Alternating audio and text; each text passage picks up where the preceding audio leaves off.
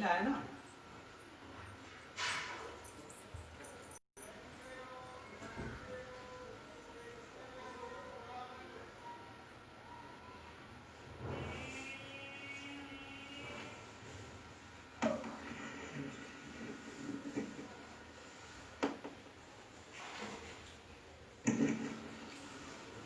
सतगुरु जय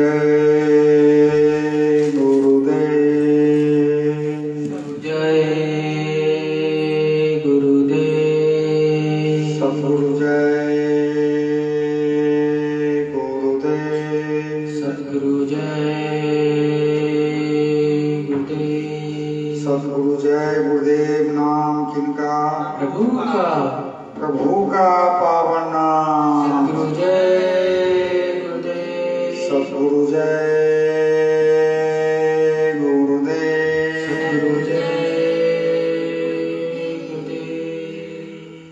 छोड़ दोगे मुझे मेरे सतगुरु, छोड़ दोगे मुझे मेरे सतगुरु, छोड़ दोगे मुझे मेरे सतगुरु, छोड़ दोगे मुझे मेरे सतगुरु। माँ मेरी भंवर बीच फंस जाएगी, नाव मेरी भंवर बीच फंस जाएगी।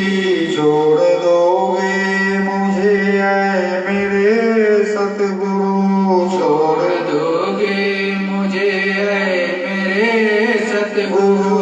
नाव मेरी भंवर बीच फंस जाएगी, नाव मेरी भंवर बीच फंस जाएगी। अपने चरणों का दे दो सहारा मुझे, अपने चरणों का दे दो सहारा मुझे, अपने चरणों का दे दो सहारा मुझे, अपने चरणों का दे दो सहारा मुझे। मेरी किस्ती किनारे से लग जाएगी, मेरी कश्ती किनारे से लग जाएगी। मेरे सतगुरु ये अरज है मेरी, मेरे सतगुरु ये अरज है मेरी, मेरे सतगुरु ये अरज है मेरी, मेरे सतगुरु ये अरज है मेरी। अपने दर का भिखारी बना लीजिए, अपने दर का भिखारी बना लीजिए, अपने दर का भिखारी बना लीजिए, अपने दर का भिखारी बना लीजिए। दूर चरणों से दाता न मुझको करो, दूर चरणों से दाता न मुझको करो, दूर चरणों से दाता न मुझको करो, दूर चरणों से दाता न मुझको करो। कि सारे से नैया संभल जाएगी, सारे से नैया संभल जाएगी, कि सारे से नैया संभल जाएगी, कि सारे से नैया संभल जाएगी। मैं पतित से पतित अवगुणों से भरा, मैं पतित से पतित अवगुणों से भरा, मैं पतित से पतित अवगुणों से भरा, मैं पतित से पतित अवगुणों से भरा।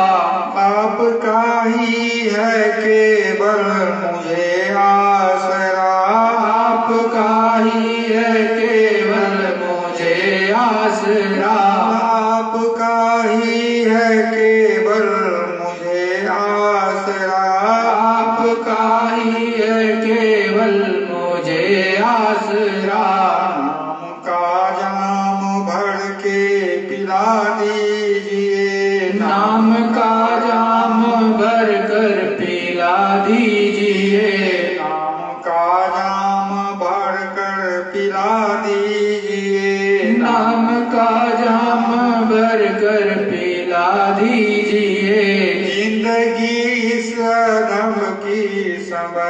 जाएगी जिंदगी इस अधम की संवर जाएगी जिंदगी इस अधम की सवर जाएगी जिंदगी इस अधम की संवर जाएगी लाख अब गुम किए फिर जो आया शरण लाख आगुन किए जो मैं आया शरण लाख अब गुम किए फिर जो आया शरण लाख आगुन किए फिर जो आया शरण उसकी बिगड़ी सुधारी प्रभु आपने उसकी बिगड़ी सुधारी प्रभु आपने उसकी बिगड़ी सुधारी प्रभु आपने उसकी बिगड़ी बिगड़ी प्रभु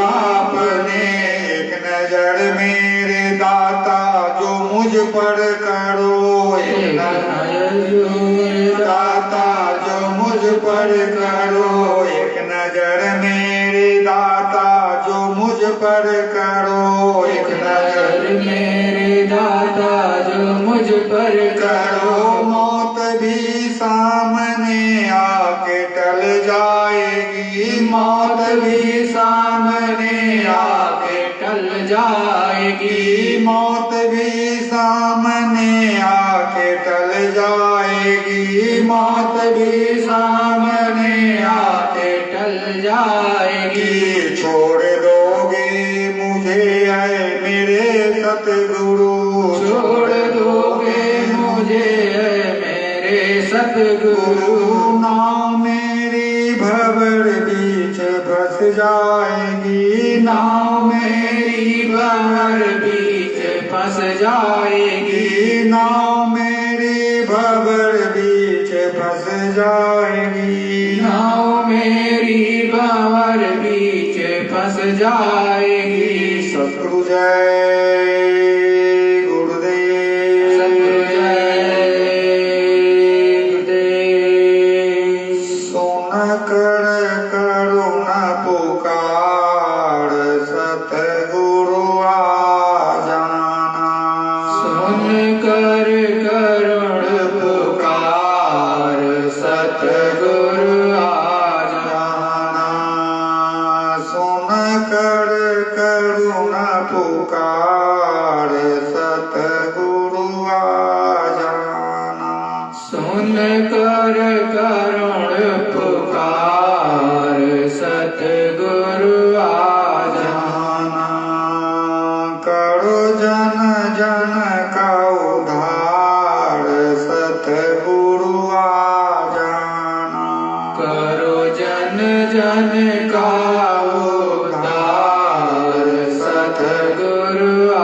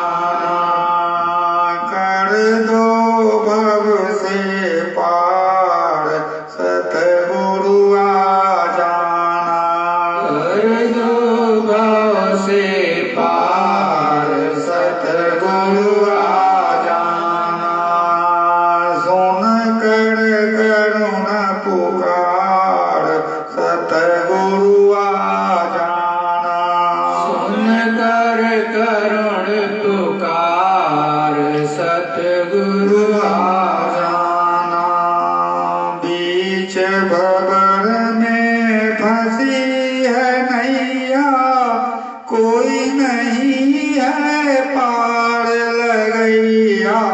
बीच भंवर में फंसी है नैया, कोई नहीं है पार लगैया। बीच भंवर में फंसी है नैया, कोई नहीं है पार लगैया। बीच भंवर में फंसी है नैया, कोई नहीं है पार लगैया।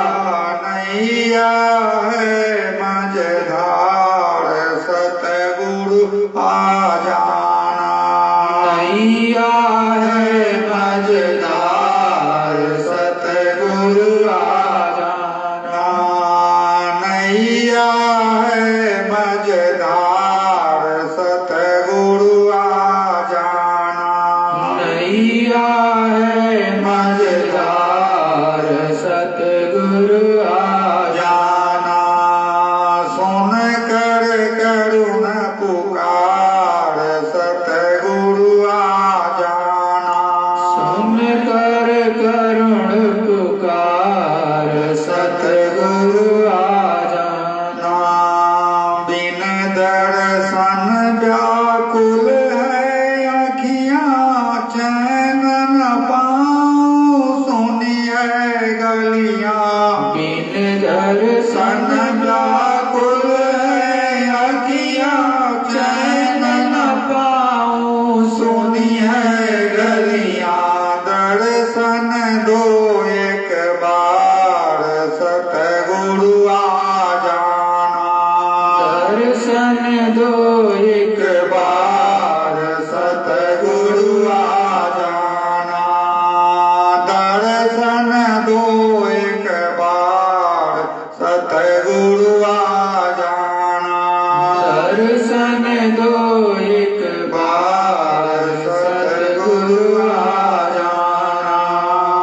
सुन कर करुण पुकार सतगुरु आ जाना। सुन कर करुण पुकार सतगुरु आ जाना।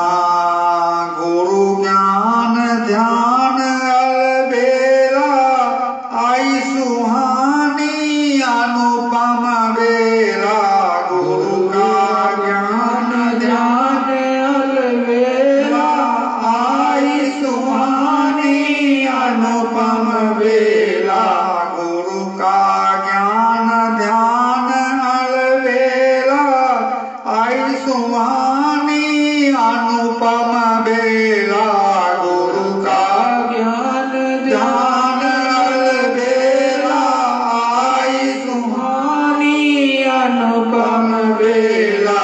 जग के पालनहार सतगुरु आ जाना।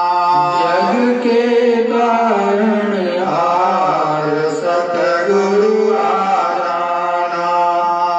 जग के तारणहार सतगुरु आ जाना। जग के तारणहार सतगुरु आ जाना।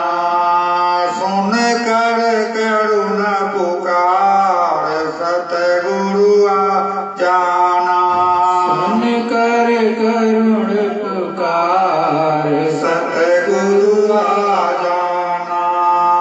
दास अनुदास शरण में तेरी, लाखों लाज प्रभु जी अब मेरी। दास अनुदास शरण में तेरी, लाखों लाज प्रभु जी अब मेरी। प्रेमी रहे पुकार सतगुरु आ जाना। प्रेमी रहे पुकार सतगुरु आ जाना। प्रेमी रहे पुकार सतगुरु आ जाना। प्रेमी रहे पुकार सतगुरु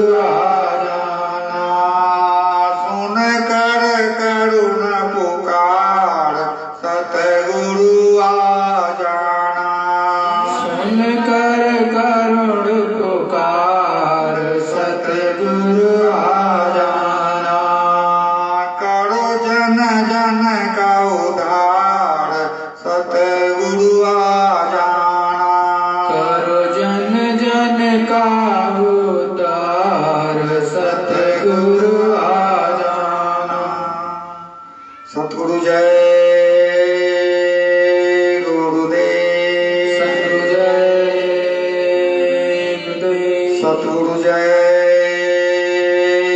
गुरुदेव। जय गुरुदेव। सतगुरु जय गुरुदेव। नाम किनका? प्रभु का। प्रभु का पावन नाम। सतगुरु जय गुरुदेव। अखंड रूप से विराजमान परम पूज्य स्वामी जी महाराज के चरणों मेरा कोटि प्रणाम। एवं यहाँ पर उपस्थित एवं विश्व के कोने कोने में समस्त प्रभु प्रेमियों से मेरा सादर सद्गुरु जय गुरुदेव।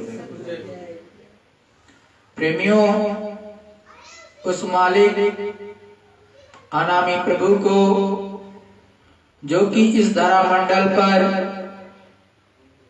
सत्पुरुष करतार, अनामी पुरुष करतार के रूप में अवतरित होते हैं, तब वो जीवों के तारणहार होते हैं।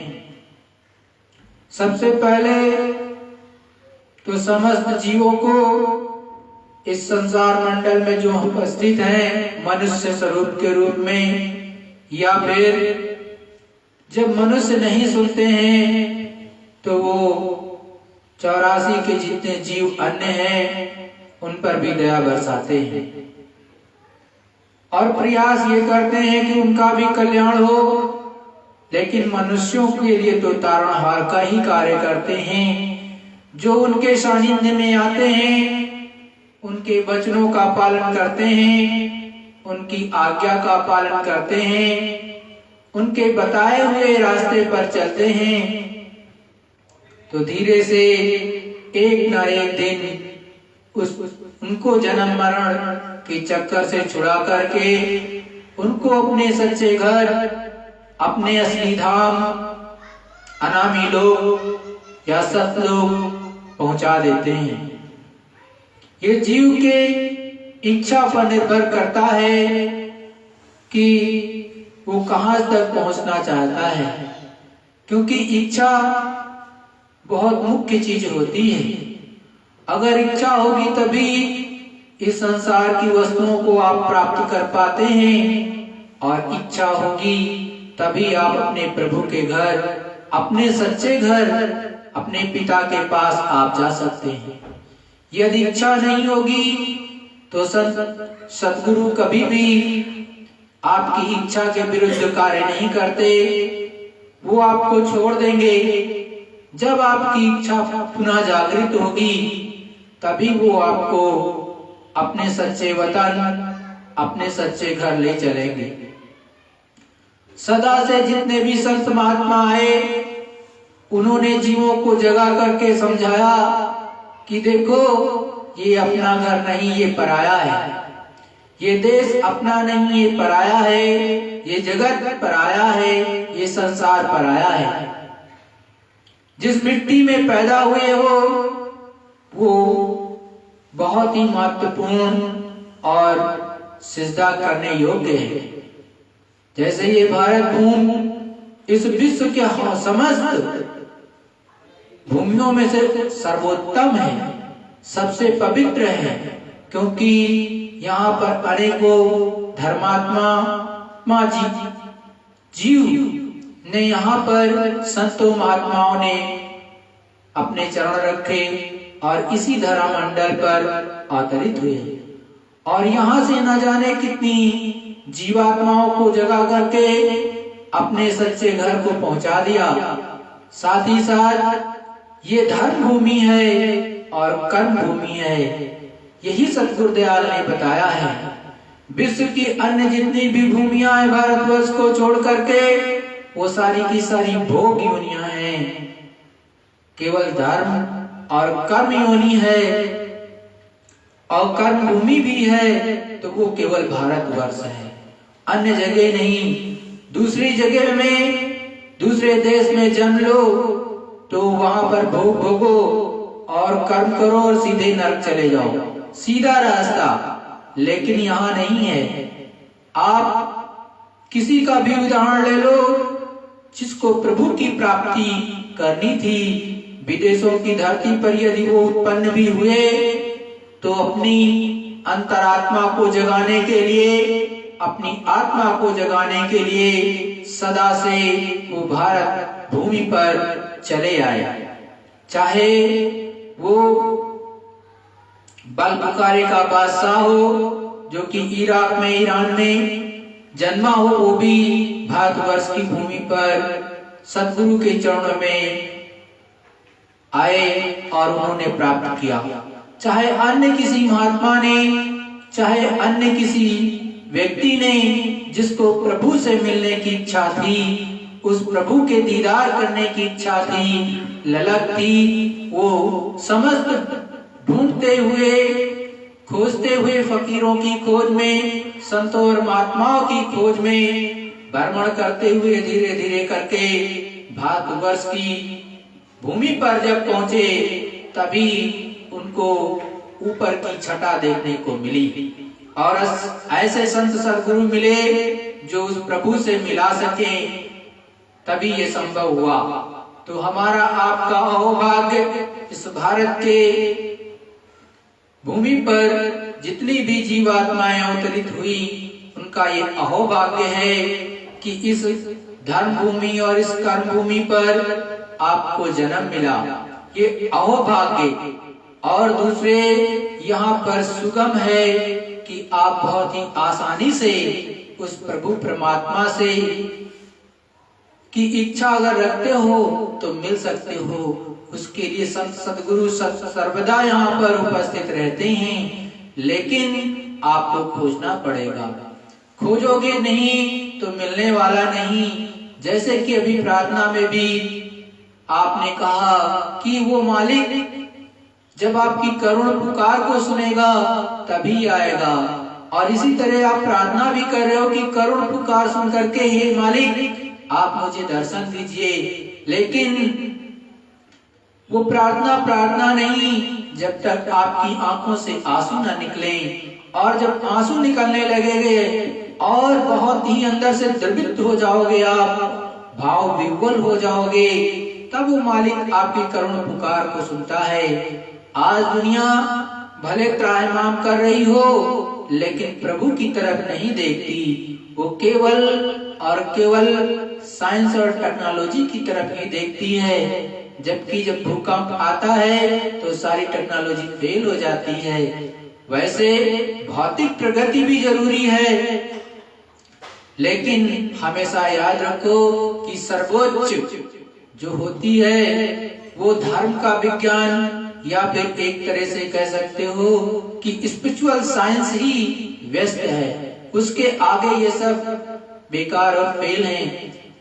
संतों और महात्माओं ने आपको ये भी बताया कि आज से बहुत ज्यादा विज्ञान जब महाभारत हुआ तब बढ़ा हुआ था, और उससे पहले रामचंद्र जी के जमाने में जब त्रेता युग था और त्रेता युग का समापन होने वाला था, तो उसके अंत में ही श्री रामचंद्र जी इस धरा मंडल पर आए और राम रावण का युद्ध हुआ। उस समय पर भी विज्ञान बहुत आगे था, और जब वहां पर लड़ाई हुई तो सारा विज्ञान समाप्त हो गया। इसी तरह से जब महाभारत का युद्ध हुआ तो 5 मिनट के अंदर कुरुक्षेत्र के मैदान में काबुल से लोग लड़ने के लिए या फिर विश्व के कोने कोने से लड़ने के लिए कुरुक्षेत्र के मैदान में आ जाते थे योद्धा। लेकिन आज तो ऐसा कोई एरोप्लेन नहीं बना या कोई ऐसी चीज नहीं बनी जो 5 मिनट के अंदर उपस्थित हो जाए। तो देखो उस समय कितना बड़ा विज्ञान रहा होगा कि 5 मिनट में सभी लोग, सभी योद्धा कुरुक्षेत्र के मैदान में आ जाते थे। तो हमको आपको सोचना चाहिए कि उस समय तो भौतिक प्रगति इससे बहुत ज्यादा रही होगी, तभी आ जाते थे। फिर भी कृष्ण के सामने, जो कि उस समय स्पिरिचुअल साइंस के मास्टर थे और उनके सच्चे गुरु वेद व्यास जी, जिन्होंने उनको महारत हासिल कराया स्पिरिचुअल साइंस की, और उसके बाद में उन्होंने बड़े बड़े योद्धाओं का घमंड चूर कर दिया। सेकेंडों में नहीं लगा, वो चूर हो गया। तो हमको आपको सोचना चाहिए कि जब तक सच्चा महात्मा, सच्चा संत, सच्चा फकीर नहीं मिलेगा और उससे करुण पुकार नहीं लगाएंगे, तब तक काम बनने वाला नहीं। तो जब सच्चे रूप से करुण पुकार करोगे उस प्रभु से, उस मालिक से, तो वो आपको दर्शन भी देगा, दर्शन देगा और धीरे से ये सूरत को जगा देगा और ऊपर में चढ़ा देगा। जब चढ़ा देगा तो ऊपर में ये जीवात्मा चढ़ जाएगी, चली जाएगी। और देखो, हर पल जागते रहो, सोने से काम नहीं बनेगा, क्योंकि धीरे धीरे ये श्वासों की पूंजी निकलती चली जाएगी और समय तो रुकता है नहीं, समय अपनी गति से चलेगा। समय जो अपनी गति से चलेगा तो हर मिनट में आपकी कम से कम 8 सांसें, नहीं तो 12 सांसें, 18 सांसें, 36 सांसें, 72 सांसें, ये विविध प्रकार से चली जाती हैं आपकी सेकंडों में, मिनटों के अंदर। लेकिन कम से कम तो 8 जा ही रही हैं हर सेकंड में, औसतन 8 निकल जाती हैं। चलने लगोगे तो 18 के आसपास चली जाएंगी और सोने लगोगे तो 36। तो जो साधक होता है, जो प्रभु प्रेमी होता है, जो ईश्वर को प्राप्त करना चाहता है, वो दुनिया के भी काम करता है सच्चाई ईमानदारी से और अपने सतगुरु को धीरे से रिझा करके उससे नाम धन प्राप्त कर लेता है, वो जड़ी प्राप्त कर लेता है, जिससे वो प्रभु को खुश कर पाता है, उससे मिल पाता है, उससे जुड़ पाता है। कहा भी है, नाम जी जप जागे जोगी। अरे नाम की जब जड़ी आपको मिलेगी, तब उसका जब सही से सुमिरन करोगे, उस प्रभु का सच्चा नाम लोगे, उसका रूप याद करोगे, उसकी क्या आवाज है ये आपको पता होगा। जब उसको इस सही विधि से करोगे तो यही जीवात्मा आपकी धीरे धीरे धीरे करके जग जाएगी, तब काम बनेगा। और जब तक ये जगेगी नहीं, तब तक काम बनने वाला नहीं है। तो सबसे पहले तो अपने प्रभु को, अपने सतगुरु को, वास्तव में प्रभु को हमने आपने कहाँ देखा? अरे जो सतगुरु सबसे पहले मिलता है वो नाम धन देता है, वही सच्ची युक्ति बताता है, वही सच्चा रास्ता बताता है। जब वो बता देता है तभी ये जीवात्मा गगन मंडल में चढ़ती है, तभी वो स्वर्ग वैकुंठ में देवी देवताओं से भी मिलती है। और जब उसके ऊपर जाती है तो आद्या महाशक्ति या शक्ति लोक का जो है बहुत बड़ा देश, उसको भी पार करती है। तो ऊपर में जाती है तो पहले धाम जहाँ पर राम का लोक है, और वहां पर पहुंचती है तो 3 लोकों के मालिक निरंजन पुरुष करतार का वो दर्शन साक्षात्कार करती है। लेकिन जब आपको पता ही नहीं होगा, आप सही विधि से करोगे ही नहीं, सच्चे संत की बात नहीं मानोगे, आज्ञा का पालन नहीं करोगे, उसे रिझाओगे नहीं, खुश नहीं करोगे, तो कैसे प्राप्त करोगे? इस संसार में आए हो, पल पल क्षण क्षण आपकी सांसों की पूजी जा रही है। अरे चेत करके लग जाओ और इसी जन्म में उस प्रभु को प्राप्त कर लो। और जिन्होंने पाया वही कुछ बताते हैं, जिन्होंने पाया नहीं वो क्या बताएंगे। एक बात और देखो, बहुत से लोग कहते हैं कलयुग कब लगा और कलयुग कब खत्म होगा। अरे मोटी बात है, संतों महात्माओं ने भी बताया और अपने ऋषि मुनियों ने बताया, और बहुत से ऋषि मुनियों ने इसका प्रचार भी किया कि ये एक तो कालखंड है, ये युग हैं, 4 युग होते हैं और ये 4,32,000 वर्ष का कलयुग होता है। इसका दूना कर लो आपका द्वापर, इसका 3 गुना कर लो त्रेता का समय निकल आएगा, इसका 4 गुना कर दो तो सीधे आपका जो सतयुग का समय होता है। महाभारत परम संत सद्गुरु जय गुरुदेव जी महाराज ने का बताया कि अभी 5,000 कुछ 100 वर्ष पहले ही महाभारत हुआ है। तो कलयुग भी उसके बाद से ही लागू हुआ। तो मुश्किल से 5000 कुछ वर्ष आपके जो हैं ये कलयुग अभी लागू हुआ है। और देखो अभी तो इसके जाने का कोई वो नहीं है, न संत महात्मा ने कहा कि ये चला जाएगा। परम संत सद्गुरु जय गुरुदेव जी महाराज ने बड़े साफ शब्दों में खुले मन से कहा कलयुग में सतयुग आएगा और कलयुग में कलयुग जाएगा, कलयुग में कलयुग जाएगा और कलयुग में सतयुग आएगा। मतलब उसका साफ साफ ये है कि कलयुग में कलयुग जाएगा, मतलब कलयुग तो रहेगा लेकिन कुछ समय के लिए वो एक किनारे की तरफ बैठ जाएगा, एक किनारे साइड में हो गया और उस कलयुग में ही सतयुग की स्थापना हो जाएगी।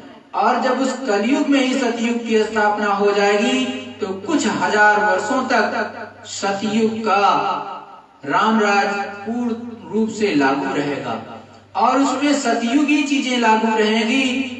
और उसी के लिए गुरु महान ने कहा कि सतयुग आने पर भीगे में सामन मिले और कोई दुखी भी न रह जाएगा, ऐसा सुंदर सुगम वक्त आ जाएगा। देश वालों नया एक संदेशा सुनो, इस धरा पर ही सतयुग उतर आएगा। गुरु महान ने बड़े साफ शब्दों में कहा था कि इस धरा मंडल पर ही सतयुग उतर आएगा और 1 बीघे में 100 मन गल्ला पैदा होगा, अनाज 100 मन मिलेगा। दूध की सुधाधार बह जाएगी, बड़े साफ शब्दों में कहा कि दूध घी की सुधाधार बहेगी, नदियां बह जाएंगी। और फिर यह भी कहा था चूड़ियों में भी हीरे जड़े जाएंगे, ऐसा सुंदर सुगम वक्त आ जाएगा। बड़े साफ शब्दों में कहा कि उस समय का ऐसा समय होगा कि माँ बहनों के हाथों में जो चूड़ियां होती पहनती उसमें भी हीरे जवाहरात वो लगे होंगे और उसमें पहनेंगी और कोई भी दुखी नहीं होगा। ऐसा रामराज का जो है होता है, ऐसा सतयुग का समय होता है, कोई दुखी नहीं रहता। लेकिन ये कुछ हजार वर्षों तक ही रहेगा और उसके बाद में पुनः जो है कलयुग वैसे ही पुनः अपनी अवस्था में आ जाएगा और वो वैसे कंटिन्यू चलता जाएगा। ये इसलिए हो रहा है कि इस समय पर पाप जितना कलयुग के अंत में होना चाहिए था वो तो इसके सहसो अवस्था में ही उत्पन्न हो गया। इसलिए संतों और महात्माओं की मौज के अनुसार जो है ये इसी में कलयुग में सतयुग की को स्थापित किया जा रहा है, जिससे धर्म बढ़े और धर्म की बेल बढ़े। इसीलिए जो है संत सूरदास जी ने भी भविष्यवाणी की है इसके बारे में, शाह इनायत ने की है और बहुत से महात्मा हुए जिन्होंने इसकी बड़े साफ शब्दों में भविष्यवाणियां की हैं। तो देखो वो तो अपने समय पर होगा और देखो जो सच्चा संत होता है वही सतयुग लाता है, कोई दूसरा नहीं लाता। और धीरे धीरे उसकी छटा भी आपको दिखाई देने लगेगी। जब वो सूर्य निकलता है तो वो सबको दिखाई देता है, लेकिन परम संत सद्गुरु जय गुरुदेव जी महाराज ने बड़े साफ शब्दों में खुले मन से कहा कि देखो जब वो जाने लगेगा, कलयुग जब जाने लगेगा तो कर्जा अवश्य मांगेगा। एक किनारे बैठेगा चटाई की तरफ से लपेट करके, लेकिन अपना कर्जा वो साथ लेके जाएगा।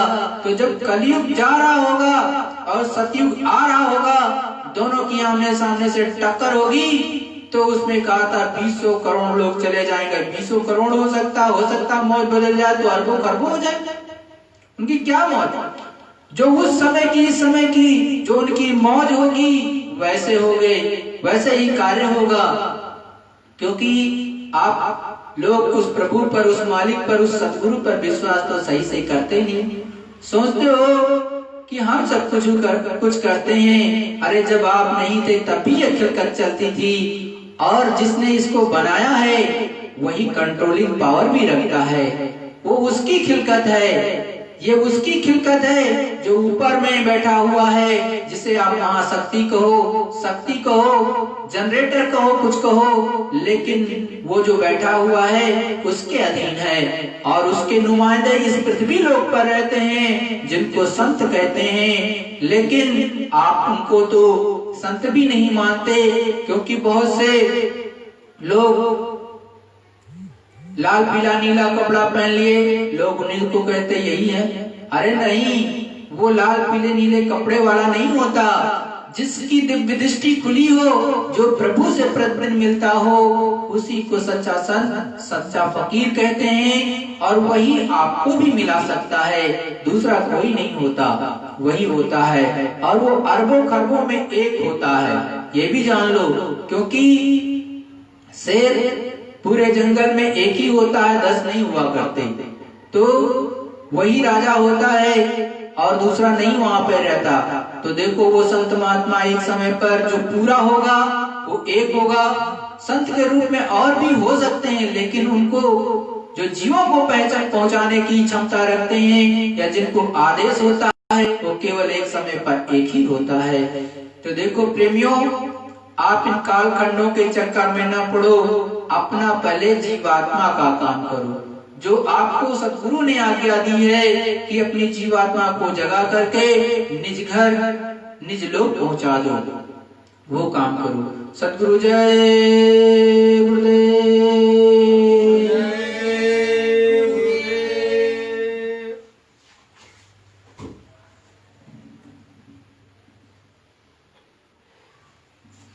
सतगुरु जय गुरुदेव।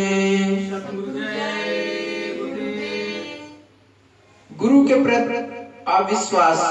निजामुद्दीन औलिया की कहानी। एक बहुत पहले निजामुद्दीन औलिया यहीं दिल्ली में आपके रहते थे। उनकी एक सच्ची कहानी आपको आज सुनने को मिलेगा अमर संदेश पत्रिका के माध्यम से। ये 1984 की छपी है। दिल्ली शहर में मशहूर महात्मा निजामुद्दीन औलिया रहा करते थे।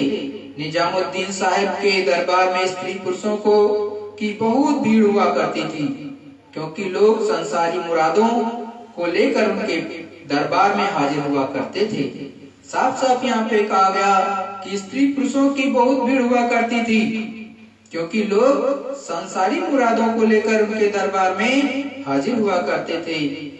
दुनियावी मुरादें पूरी कर देते थे। निजामुद्दीन समस्त औलियाओं में मशहूर थे। जब निजामुद्दीन खुदा की मस्ती में आते तो दुनिया को दुखी देखकर संसारी स्त्री पुरुषों की मुरादें उनकी चाह अनुसार पूरा कर दिया करते थे। निजामुद्दीन का दरबार शाही लगता था। लाखों आदमी उनके शिष्य थे। सबको नजात नहीं मिलती। एक बार एक शिष्य ने हाथ जोड़कर प्रार्थना की कि हुजूर, आपके दरबार में लाखों की भीड़ हुआ करती है, क्या इन सबको नजात मिलेगी?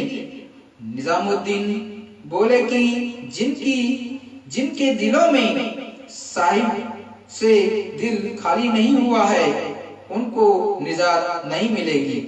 उस आदमी ने पूछा कि फिर निजात पाने का अधिकारी है कौन है? निजामुद्दीन साहब बोले कि लाखों में एक ही शिष्य है, उसको नजात मिलेगी, बाकी अपनी हविसों के मुताबिक योनियों में चले जाएंगे। नजात किसे मिलेगी? कुछ दिन बाद निजामुद्दीन साहब बोले कि मुझे आज घूमने की इच्छा होती है, हमारे साथ कुछ लोग चलें। निजामुद्दीन के साथ 5000 उनके मुरीद गए और उनमें एक सप्रू साहब थे। दिल्ली शहर में घूमते हुए उस गली से गुजरे जहां वेश्याओं का वासा था। निजामुद्दीन औलिया बोले कि आप सब लोग यहीं पर रुक जाओ। आप लोगों को ना तो पीछे जाने की जरूरत है और ना आपको आगे जाने की जरूरत है। हिदायत के अनुसार यहीं पर ठहरे रहो। निजामुद्दीन साहब सबको खड़ा करके एक वेश्या के कोठे पर चढ़ गए। ऊपर पहुंचकर निजामुद्दीन ने वेश्या के नौकर से कहा कि तुम नीचे जाओ और एक बोतल शराब की ले आओ। जब वेश्या का नौकर नीचे आया तो लोग खड़े थे। उन्होंने नौकर से पूछा कि तुम कौन हो? नौकर ने कहा कि मैं वेश्या का नौकर हूँ। एक महात्मा आए हैं, उन्होंने एक बोतल शराब मंगाया है। यह सुनकर निजामुद्दीन साहब के मुरीद आपस में बातचीत करने लगे कि भाई ये तो पहले से मैं तुमसे कहता था कि इन महात्मा के पास कुछ नहीं है। यहाँ अकारण हम लोग भ्रम में पड़े हुए हैं। ये महात्मा खाते पीते और संसार का आनंद लेते हैं, मुझे संसारी आनंद लेने से मना करते हैं।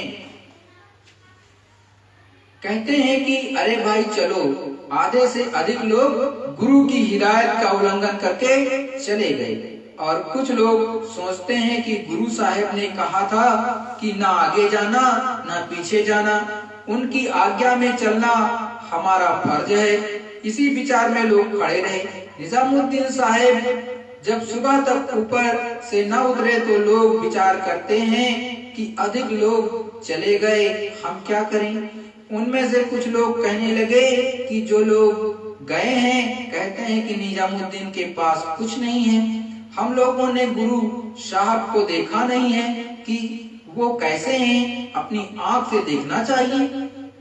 ये कहते और गुरु की आज्ञा का उल्लंघन करते हुए बढ़े और जिस कोठे पर गुरु साहब गए थे उसी पर लोग चढ़ गए। लोग देखते हैं कि गुरु साहब वेश्या से एक तख्त पर बैठकर बात कर रहे हैं। इस दृश्य को देखकर लोग निजामुद्दीन साहब को ना समझकर अभाव में आकर कोठे से नीचे उतरे और कहते जाते हैं कि वो लोग ठीक कहते थे कि निजामुद्दीन के पास कुछ नहीं। असत्य में लोग इनकी तारीफ करते हैं। वो भी गुरु साहब की को कोसते हुए और बुरा भला महात्मा के प्रति शब्द निकालते हुए चले गए। निजामुद्दीन साहब के एक ही शिष्य थे जो कि गुरु महाराज की हिदायत पर खड़े रहे। यही एक शिष्य जिनका नाम सप्रू साहब था। इन्होंने गुरु की ओर देखा ही नहीं, इन्हें तो उनकी आज्ञा का पालन करना था। जब निजामुद्दीन सूरज निकलने के बाद कोठा पर से उतरे तो देखते हैं कि सब आदमी जा चुके हैं। एक सप्रू साहब ही खड़े थे। निजामुद्दीन साहब सप्रू साहब से बोले कि तू क्यों खड़ा है, हम लोग मौज करने वाले हैं, तुम भी मौज करो जाकर, हमारे पास कुछ नहीं है। सप्रू साहब आंखों में आंसू भरकर गुरु साहब से बोले कि मुझे तो आपकी हिदायत कबूल है, आप क्या करते हैं क्या करते नहीं आप खुद जाने, बंदा तो हुक्म का पाबंद है और रहेगा। गुरु साहब सप्रू साहब को अपने हृदय से लगाकर कहा कि तू ही मेरा एक पुत्र है। गुरु साहब सप्रू साहब को अपने हृदय से लगाकर कहा कि तू ही मेरा एक पुत्र है, तू नजात पावेगा, बाकी सब दोजख को कर्मों के मुताबिक चले जाएंगे। ये हिदायत निजामुद्दीन साहब की ही है कि आज्ञा पालन करने वाले ही हमारे पुत्र हैं, बाकी सब कपूत हैं। अब यह बात समझ में लोगों के आनी चाहिए कि महात्मा की निगाह में स्त्री पुरुष सब उनके बच्चे हैं। वो किसी भी बच्चे को बुरी निगाह से नहीं देखते हैं। जैसा कि एक पिता की पुत्री बुरे रास्ते पर जा चुकी है तो क्या पिता भी उसके साथ बुरा व्यवहार करेगा? वो उसके लिए सदा पुत्री ही रहेगी। महात्माओं के निकट वेश्या और भीड़ भी की भांति सभी लोग आते हैं तो क्या उन्हीं की तरह महात्मा उनके साथ अनाचार करता है? नहीं, ये उनका जीवन साफ पवित्र बना देते हैं। सतगुरु जय गुरुदेव।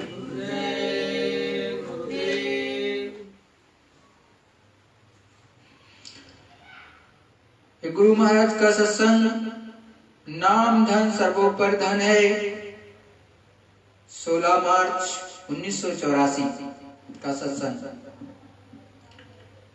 16 मार्च 1984 होली के अवसर पर पूर्वाह्न 11 बजे अपना सत्संग सुनाते हुए स्वामी जी महाराज ने कहा कि इस दुनिया में सब चीजें कम और ज्यादा मिल जाती हैं, लेकिन मानव जीवन में आत्मा की सबसे बड़ी संपत्ति नाम है।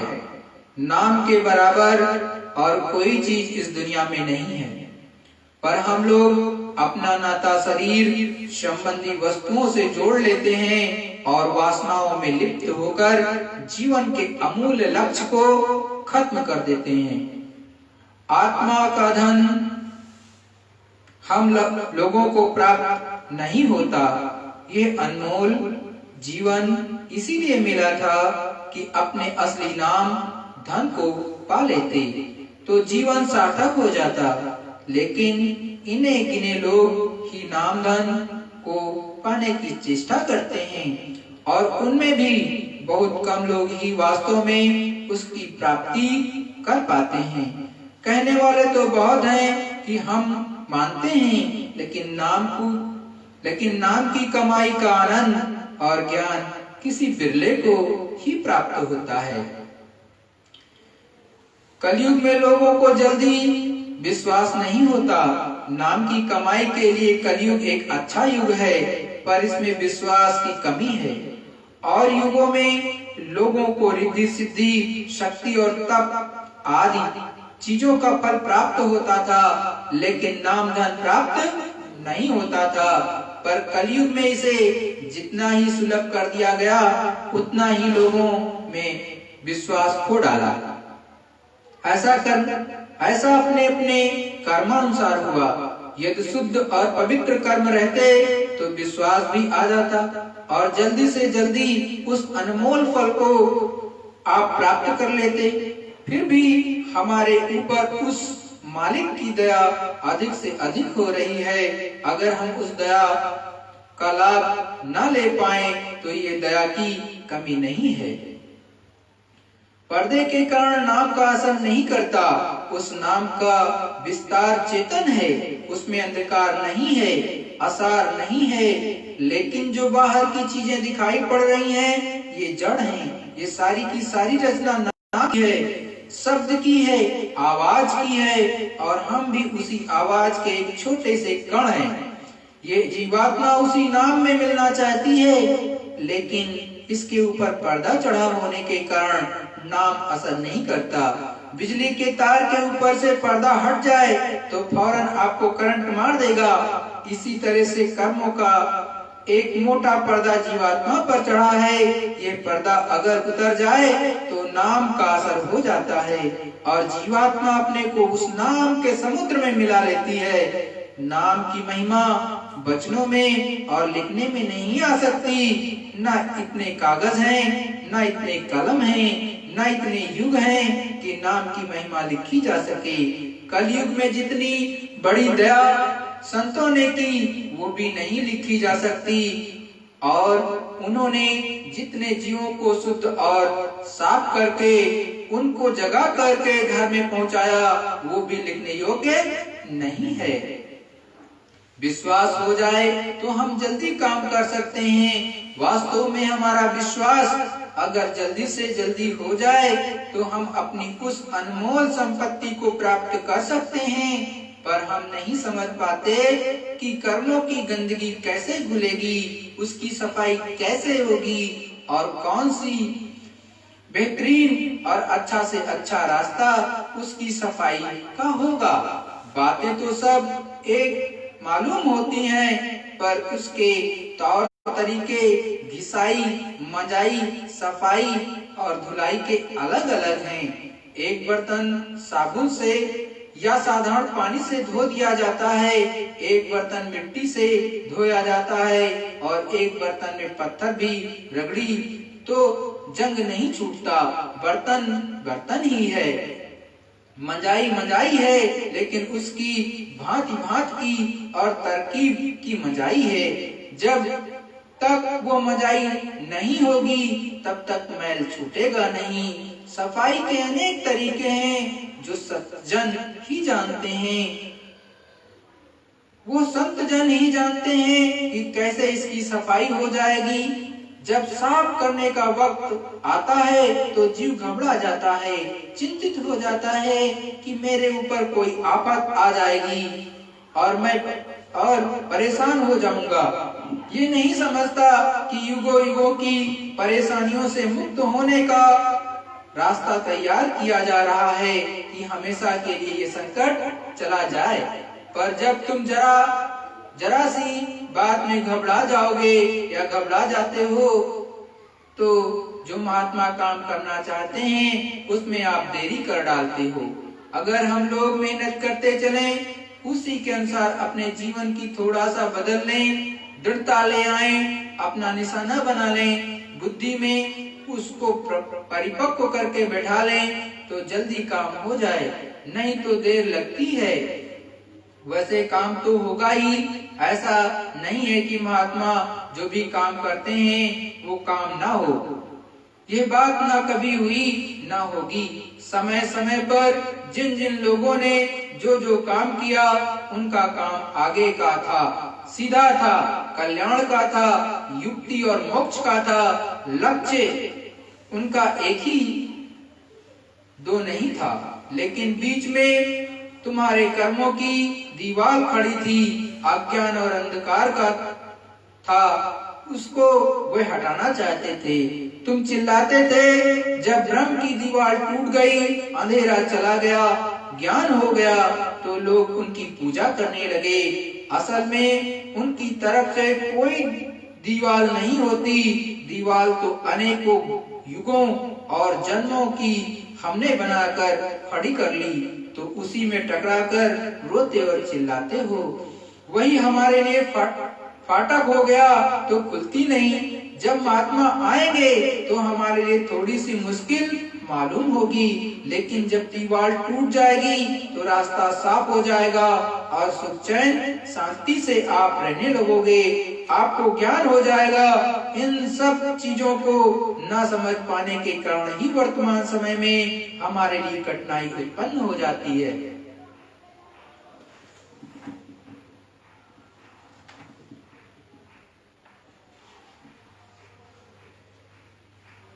सद्गुरु जय गुरुदेव।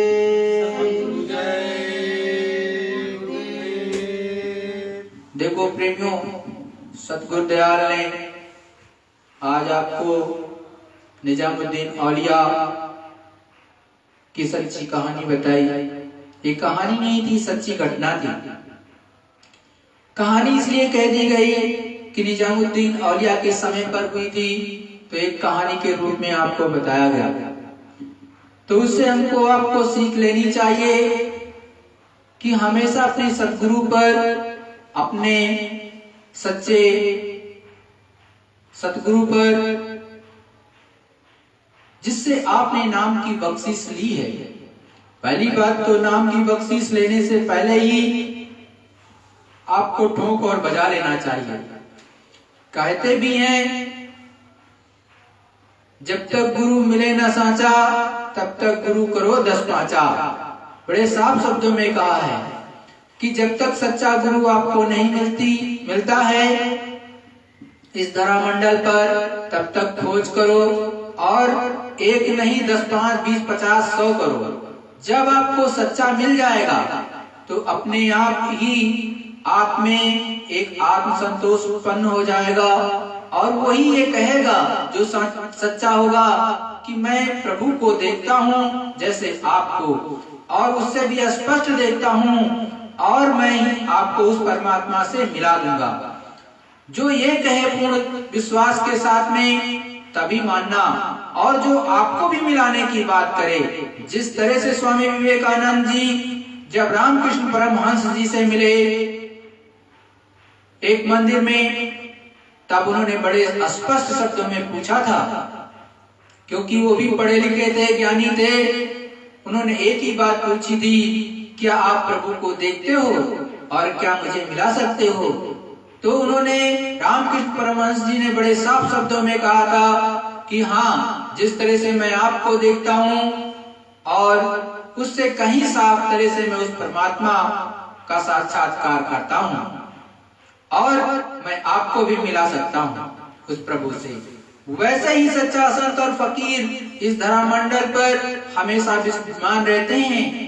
जब आपको उस तरह का सच्चा संत मिल जाए तो उस पर पूर्ण विश्वास करो और हमेशा उनकी आज्ञा का पालन करो, ना कि जो है जैसा वो कर रहे हो उन पर अविश्वास करके उनकी आज्ञा का उल्लंघन करके आप गलत कार्य कर बैठो, क्योंकि अवज्ञा कर दोगे तो आपको कुछ नहीं मिलेगा। जिस तरह से निजामुद्दीन औलिया का उदाहरण देकर के समझाया गया कि वो तो एक गलत रास्ते पर जा चुकी स्त्री को समझाने के लिए ऊपर में कोटे पर गए और उसको रात भर समझाया और नामदान भी दिया और सतपथ पर चलाने का को उन्होंने उस पर अग्रसर कर दिया, मतलब सतपथ पर एक तरह से चला दिया, क्योंकि उसके भी अपने प्रश्न रहे होंगे और शिष्यों की भी परीक्षा उनको लेनी थी कि जितने आते हैं भीड़ में लाखों लाख, वहां पर एक ना बचे। 5000 में एक सपरू साहब बचे और सब भाग खड़े हुए।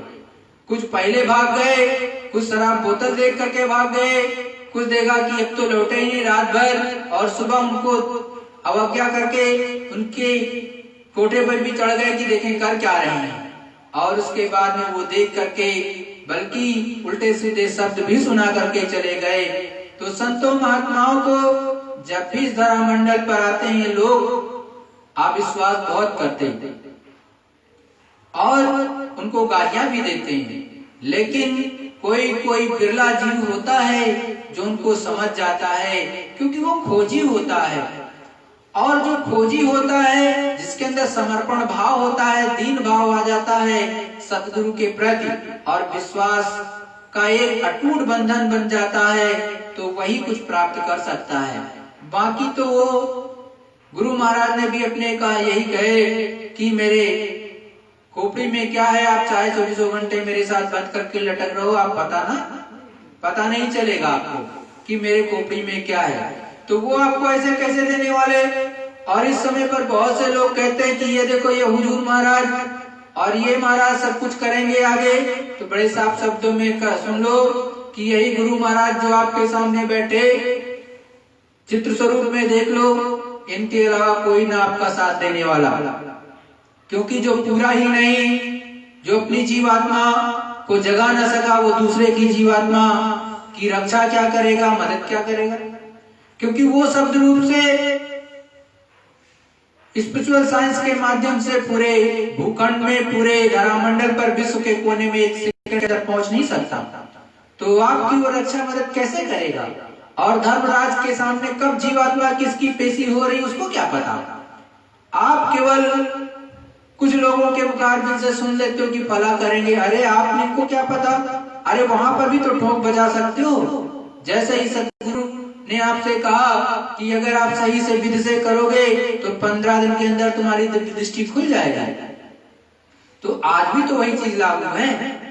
वो देखो कहता है इस बात को कि नहीं कहता, और फिर ये भी तो टेस्टिंग लगा सकते हो कि उसको होता भी है कि नहीं होता है, तो उसके पीछे भागे चले जा रहे हो। अरे गुरु महाराज ने तो बड़े साफ शब्दों में कहा था कि कोई भी कह दे कि ये संत महात्मा, भेड़ को भी कह दो कि ये संत महात्मा है, बकरी को भी कह दो कि संत महात्मा है, काली दाढ़ी वाले को भी कह दो कि ये संत महात्मा, और लाल पीला नीला कपड़ा पहन लिया उसको भी संत महात्मा। अरे संत महात्मा वो नहीं होता। संत महात्मा जो प्रभु को प्राप्त कर चुका हो, पूर्ण रूप से उससे मिल चुका और आपको मिलाने की क्षमता रखता, उसको संत महात्मा कहते। इसके अलावा किसी को संत महात्मा नहीं कहते। महान आत्मा किसको कहते हैं? अरे भाई यही जीवात्मा जब जग करके उस प्रभु के धाम में पहुंचती है तब वो महान हो जाती है, उसी को महान आत्मा कहते हैं। यही आत्मा जब उस प्रभु के धाम में पहुंचती है तो वही महान होती है, उसी को कहते हैं महान आत्मा, महान आत्मा।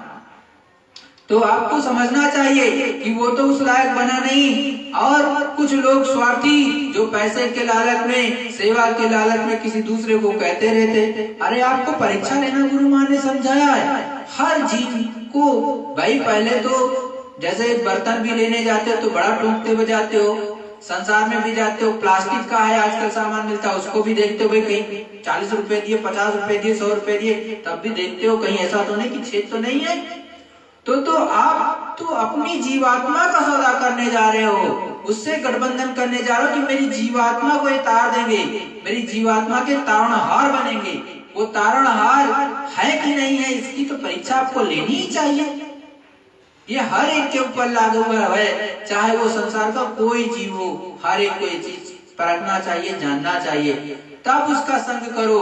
और जब उसका संग करोगे तो आपका काम बनने लगेगा। जितनी आपके ऊपर गंदगी जमा हो, धीरे धीरे धीरे धीरे करके सब उतर जाएंगी। और याद रखो, जब संत महात्मा खुश होते हैं तो कहते हैं दीन, गरीबी और बीमारी, ये 3 चीजें मिलती हैं। आप ये मत सोच लेना कि हमारे लिए बड़े अच्छे अच्छे दिन आने वाले हैं। संत महात्माओं की जो पहले की बातें वो यही हैं। आप सोचते हो कि हमें रिद्धि सिद्धि के माध्यम से कुछ मिल जाए, तो पहले भी बहुत से लोगों को मिल चुका, और वो कभी स्वर्ग वैकुंठ भी बड़ा मुश्किल है, क्योंकि आपको रिद्धि सिद्धि मिलेगी, कुछ वस्तुएं मिली। जैसे अभी यहाँ पर भी आपने निजामुद्दीन औलिया के माध्यम से समझा कि जो दुनिया की हविस के लिए आते हैं, दुनिया की वस्तुओं के लिए आते हैं, वो तो आपको संसार में मिल जाएंगी। देवी देवता भी बड़े आराम से दे देते हैं, खुश हो जाएंगे, देवी देवता भी दे देते हैं। आप स्वर्ग में बैठोगे, विष्णुपुरी में, शिवपुरी में, गंधर्व लोक में, ब्रह्मपुरी में, तो वो खुश हो जाएंगे, दे देंगे। वो तो यहाँ पर भी दर्शन देने के लिए आ जाते हैं, लेकिन आप सच्ची पूजा करोगे तब, झूठी वाली करोगे तो ना मिलेगा, तब तो वो नहीं आते। लेकिन सच्ची करोगे तो देने आते हैं दर्शन। और उनका सच्चा रूप देखोगे, ये फोटो वाला नहीं, मतलब कि अच्छा रूप जो उनका होता है, वास्तविक रूप, वो भव्य रूप में आती हैं और दर्शन देते हैं देवी देवता, और बड़े ही प्रेम से आपसे बात भी करते हैं। लेकिन हमेशा आपको ये सोचना चाहिए कि मुझे जाना है अपने सच्चे घर, अपने धाम जाना, अपने सदगुरु के धाम जाना है, जहाँ हमारा भी धाम है, वही हमारा धाम है जो सतगुरु का धाम है। तो ये अपने अंदर लगन बांधो, ये गांठ बांध लो, कि गांठ ऐसी बांधो कि हमको ऊपर चलना है और इसी जन्म में प्राप्त करना है। उन लोगों की तरह ना रहो कि 5000 तो उनकी परीक्षा ली गई और वो लाखों की परीक्षा हो गई कि उसी में से भाग खड़े हुए और आज्ञा का उल्लंघन कर दिया। तो सतगुरु के यहाँ जो नियम बनाए जाते हैं वो केवल सतगुरु की आज्ञा ही नियम होते हैं। जो आज्ञा का पालन करता है वही नियम, और जो उनको तोड़ देता है वो एक तरह से अवज्ञा हो गई, फिर उसको मिलता होता कुछ नहीं है। तो निजामुद्दीन औलिया के माध्यम से भी समझाया गया कि देखो, जो दूसरी जीवात्माएं थी वो दोजख में चली गई। दोजख का मतलब होता है नर्क, तो नर्क में चली गई, और या बुरे कर्म करेंगे तो सीधे जो है 84 में चली जाएंगी। तो देखो, इस संसार में सदगुरु दयाल ने समझाया कि आपका प्रारब्ध बना हुआ है। जब प्रारब्ध बना है तो आपको भोजन तो मिलेगा ही मिलेगा। अरे सदगुरु दयाल ने तो यहाँ तक समझाया कि आप कभी देखते हो, पहाड़ पर देखते हो, पहाड़ की जड़ों में वो 6 फुट का 4 फुट का जानवर बैठा हुआ है, उसकी एकदम जड़ में, तो वो भी तो खाना पाता होगा। वहां कौन सा खेती करने जाता है, दुकान दफ्तर का काम करने जाता है, उसको भी तो वो प्रभु परमात्मा कुछ ना कुछ खाने को देता ही होगा। जो जंगलों में इतने शेर, चीते, भालू या चिड़िया रहती हैं या फिर जंगली जानवर रहते हैं, उनको भी तो कुछ मिलता होगा। जो आदिवासी क्षेत्र में रहते हैं, बहुत से काम नहीं करते, उनको क्या खाने को नहीं मिलता? उनको भी मिलता है। तो सबको मिलता है, वो मालिक ही पालनहार है। लेकिन तारणहार कौन है? सतगुरु दयाल होते हैं। तारणहार सतगुरु दयाल, पालनहार विष्णु भगवान। भाई जो यहाँ का नियम है, नियम के अनुसार विष्णु भगवान पालनहार का काम करते हैं। जितनी भी इस जगत में जीवात्माएं हैं जो कि किसी भी योनि में हो, उनको भोजन देने का काम विष्णु भगवान का है, वो विष्णु भगवान करते हैं, वो उनका कार्य ही है। तो वो जैसे भी चाहे, जिस भी तरह से चाहे वो देते हैं। लेकिन जीवात्मा की सतगति हो जाए, जन्म मरण के चक्कर से छूट जाए, वो सच्चा संत, सच्चा फकीर करता है। तो अपने सतगुरु की बात को मान करके जब धीरे धीरे नाम की कमाई को करने लगोगे, देखो सतगुरु दयाल ने भी समझा कि नाम की कमाई मुख्य है। आपको कोई वस्तु इस संसार में मिल जाए, धन दौलत मिल जाए, बहुत से लोग यज्ञ करा करके आपको दिला सकते हैं, बड़ी बात नहीं है। यज्ञ करके तो हमारे ऋषि मुनियों ने बड़ी बड़ी चीजें प्राप्त कर ली। अरे आपने सुना और देखा, यज्ञ के माध्यम से ही रामचंद्र जी और जो है लक्ष्मण भरत शत्रुघ्न का भी उन्हीं के माध्यम से एक तरह से यज्ञ करके ही हासिल किए गए थे। 14 पन में उनको पुत्र सुख प्राप्ति हुई थी। इसी तरह से आप देखो द्रुपद के यहाँ पर द्रौपदी और जो है उनके भाई के रूप में जो है वो भी उसी से निकले हुए थे, यज्ञ से ही थे।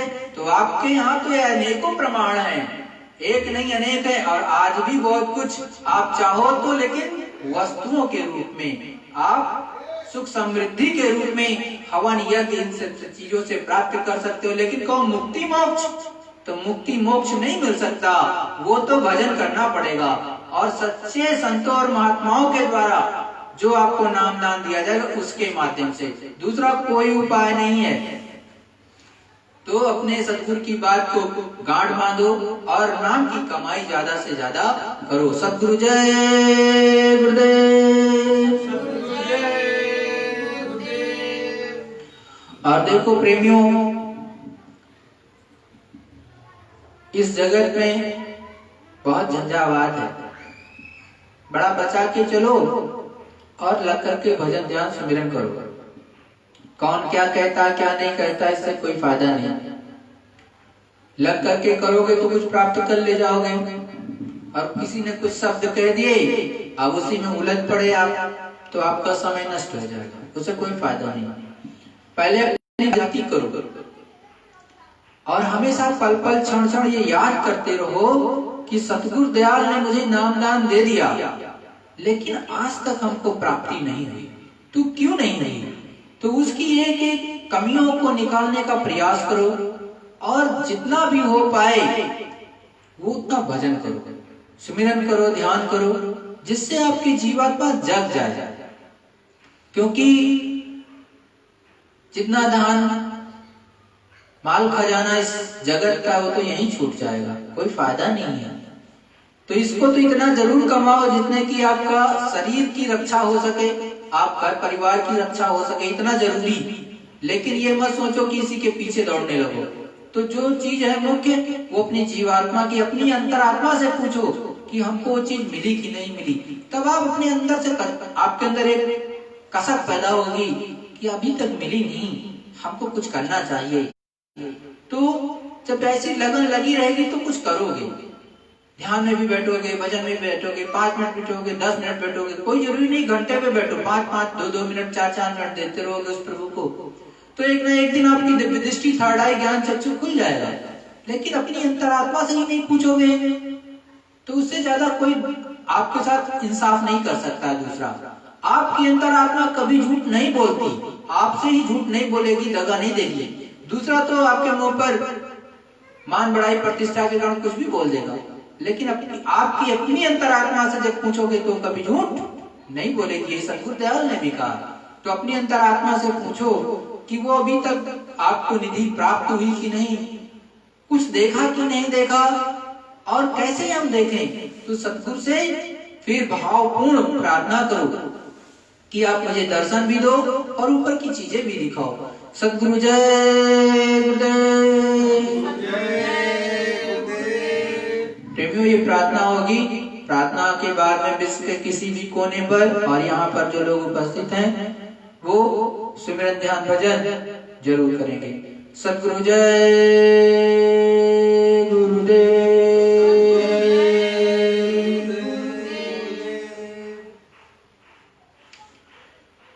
गुरु का ध्यान कर प्यारे, गुरु का ध्यान कर प्यारे, गुरु का ध्यान कर प्यारे, गुरु का ध्यान कर प्यारे, बिना इसके नहीं छूटना, बिना इसके नहीं छूटना, बिना इसके नहीं छूटना, बिना इसके नहीं छूटना। नाम के रंग में रंग जा,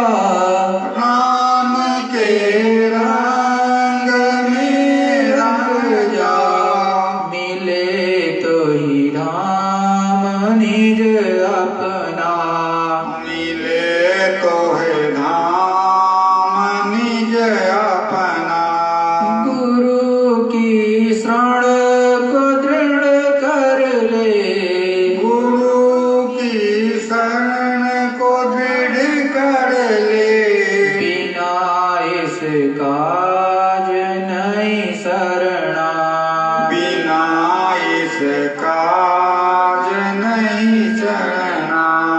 लाभ और मान क्यों चाहे, लाभ और मान क्यों चाहे, पड़ेगा फिर तुझे देना, पड़ेगा फिर तुझे देना। कर्म जो करेगा तू, कर्म जो करेगा तू, वही फिर भोगना भरना, वही फिर भोगना भरना। वही फिर भोगना भरना। वही फिर भोगना भरना।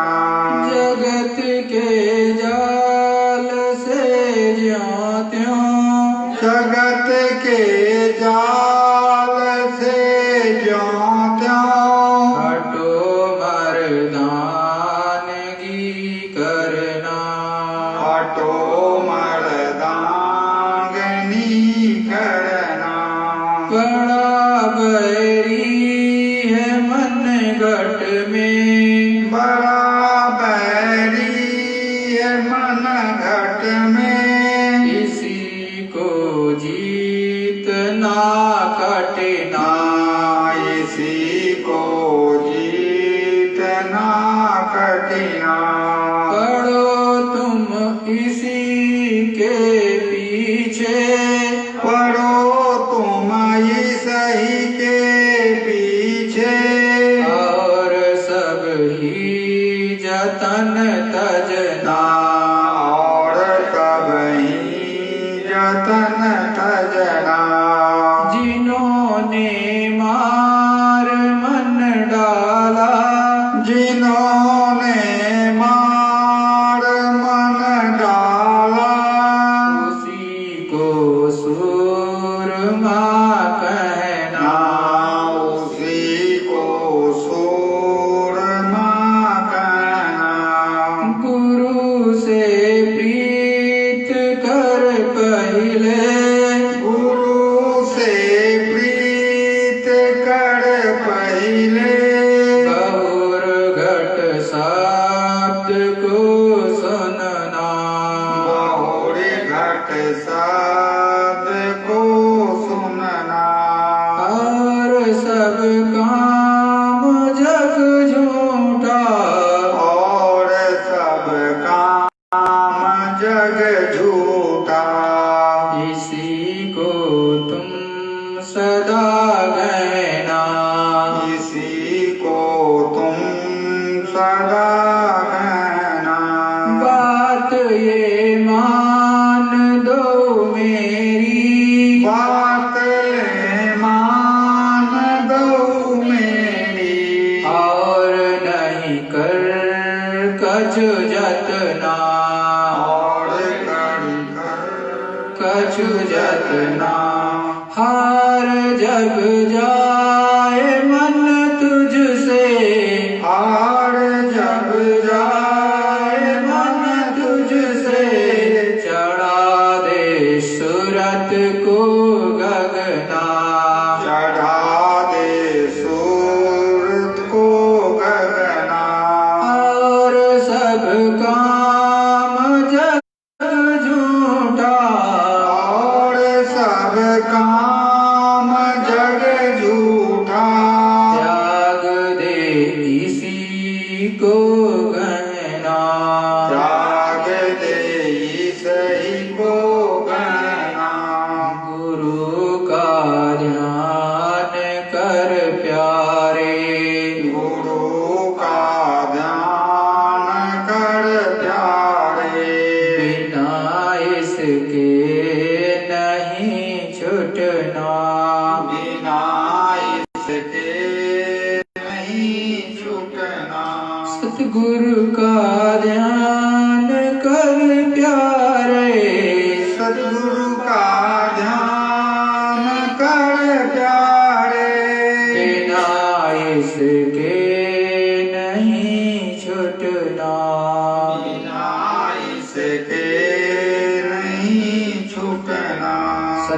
जय गुरुदेव। जय गुरुदेव। सभी प्रेमी गुरु स्वरूप एवं पांचों दानियों को विधि पूर्वक दृष्ट प्रणाम करके यहाँ पर और विश्व के कोने कोने में जहाँ भी होंगे सत्संग सुनने के बाद ध्यान भजन सुमिरन अवश्य करेंगे। सद्गुरु जय गुरुदेव।